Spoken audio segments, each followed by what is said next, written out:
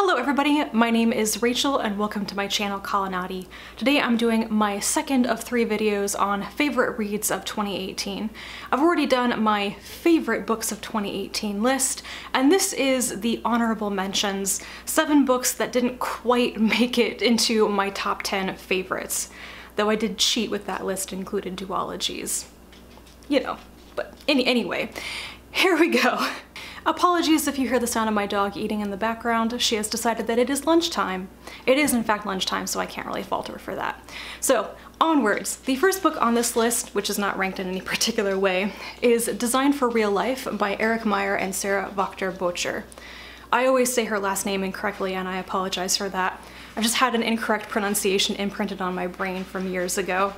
Designed for Real Life is one of the books from a publisher called A Book Apart. Their tagline is brief books for people who make websites. This is about how to design user experiences for real people going through real crap. And part of what really elevates that, you know, it's written very well, it's explained very well, it's a good process and good advice, but the authors share a lot of their personal experiences basically on the worst days of their lives trying to use certain services or websites or apps and how it failed them.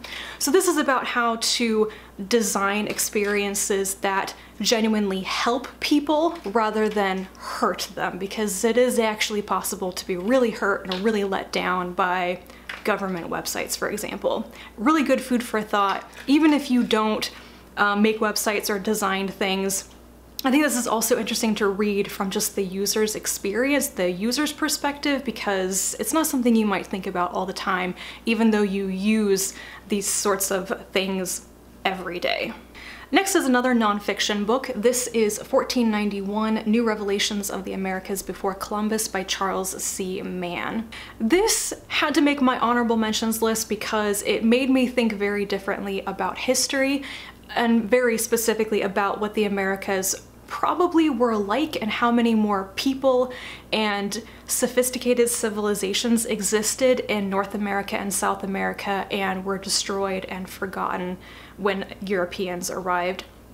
It was very convincing to me. Of course, a lot of this is based on evidence that not everybody accepts as true, but I find the arguments that the author puts forth pretty convincing. But it really made me think of like the what if question that the author kind of struggles with at the end. What if Europeans hadn't arrived? What if diseases and epidemics hadn't killed so many people? What would the world be like if we still had these cultures, these civilizations, these different ways of thinking and living, and the literature and the inventions that might have come from these people, just a completely different worldview versus what we've inherited instead. For me, reading it was both powerful, a different view of history, what we're taught in schools, but also as somebody who really enjoys speculative fiction, this is a question that I think I've seen more writers try to write about, to set like science fiction or fantasy back in the past in these civilizations in the Americas before European contact, or trying to imagine what if they had survived, what if they were still major forces and players in like the global world today. Things like Max Gladstone's Craft Sequence, for example, which is fantasy, but it does kind of use that alternate history take as well. I think it's something worth thinking about, and it can really make you view the world and history differently. Next is Ursula K. Le Guin, Conversations on Writing with David Naimon. I read this a couple of months after Le Guin passed away in January of 2018, so I was still going through my major like Le Guin grieving process where I was reading or rereading a lot of her work early in the year, and this arrived on my doorstep at just the right time.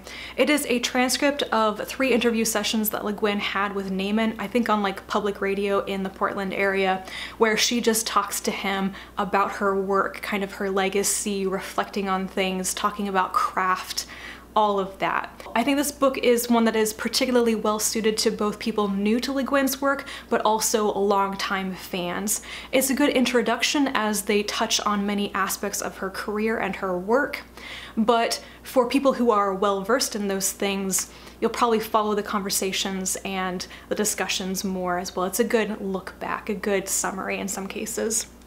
Also, this little book is just a really beautiful book. It is a naked hardback, and it has excerpts that they talk about from actual works, like some of her poetry is reprinted in this that they discuss and everything. It's just beautiful inside and out. Revenant Gun by Yoon Ha Lee. This is the third and final book in Lee's Machineries of Empire series, and I loved it, but I decided to not put it on my favorites list and instead make it an honorable mention because I haven't reread it. I discovered upon rereading the first two books in this series, Nine Fox Gambit and Raven Stratagem, that I just got so much more out of them, and I appreciated them, and I followed the details so much better when I reread them. So this is one that while I loved it, I think that I will appreciate it even more when I reread it, and I will definitely be doing that. I read a couple more books in the Russell and Holmes mystery series by Laurie R. King in 2018, and it's interesting that my least favorite book in that series was O Jerusalem, but my favorite book in the series so far was Justice Hall, which is a sequel of sorts with the same characters as O Jerusalem. There was just a major difference there. Justice Hall was devastating by the end. It was so good. This one has Russell and Holmes investigating the death by firing squad of a young man from a wealthy aristocratic family during World War I. He was essentially shot for cowardice or treason, and there's some question about whether he was set up or if the charges were even legitimate. And just the emotional journey as Russell and Holmes talk to people who knew this young man during the war, who have their sides to tell about what happened to him, and this overall theme of a lot of the men who were shot for cowardice during World War I and the scars that left behind on the families who were never told or never given the real circumstances and things. It broke my heart in many ways by the end. It's never gonna have a happy ending with, the setup here. When somebody's dead, you can never bring them back. But this was a real book about justice. Then there is Akata Warrior by Nnedi Okorafor, which is the long-awaited sequel to Akata Witch. I would say that Akata Warrior is more of a young adult novel, whereas I viewed the first book as a bit more middle grade. Obviously the characters are growing up, however. This series is about Sunny, an American-born Nigerian girl who is also albino, and she discovers that she is a leopard person with magical talents. And this one has her confronting her vision of the end of the world and what she really saw and how she is going to stop it or something. It's a quest storyline in many ways, and I loved it. This just has a different culture in it. This is Nigerian culture, and the ways that people behave or are expected to behave and their relationships, especially dynamics and families and everything, it's different from what you would expect in American culture. It was kind of challenging to me. This is something I find I experience a lot when I read any of Okorafor's work. It just challenges my assumptions and my beliefs somewhat, and in a very good way. So I enjoyed this, and I love the way that it's developing Sunny in a very non-stereotypical way for a woman, and I hope that there's going to be a third book soon. And lastly from my honorable mentions list is Into the Fire by Elizabeth Moon. This is the second book in the Vada's Peace series, which itself is a sequel series to Vada's War, which contains 5 books. I won't talk too much about the specifics because I don't want to spoil the first series for anybody, because it's some of my favorite military science fiction ever. I think everyone should try reading it. But roughly speaking, in Vada's Peace, Kailara Vada, the main character of all the books, returns to her home planet of Slaughter Key, where her family and the family's trading corporation are based.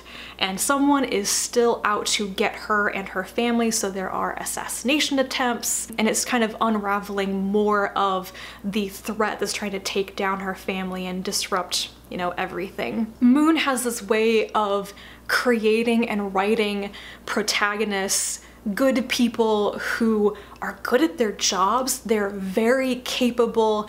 They know the rules, they know the procedures, they know how to lead other people, and they get stuff done.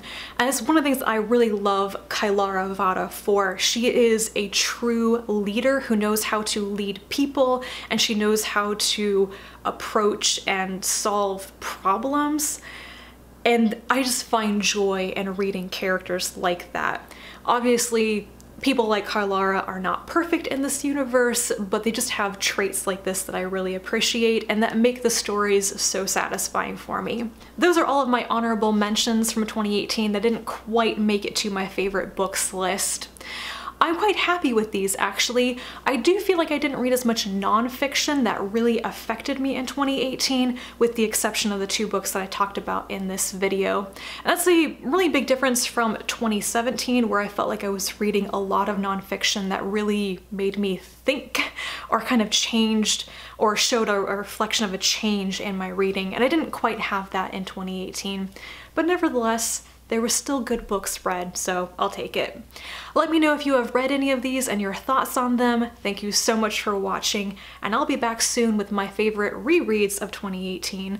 And until then, bye.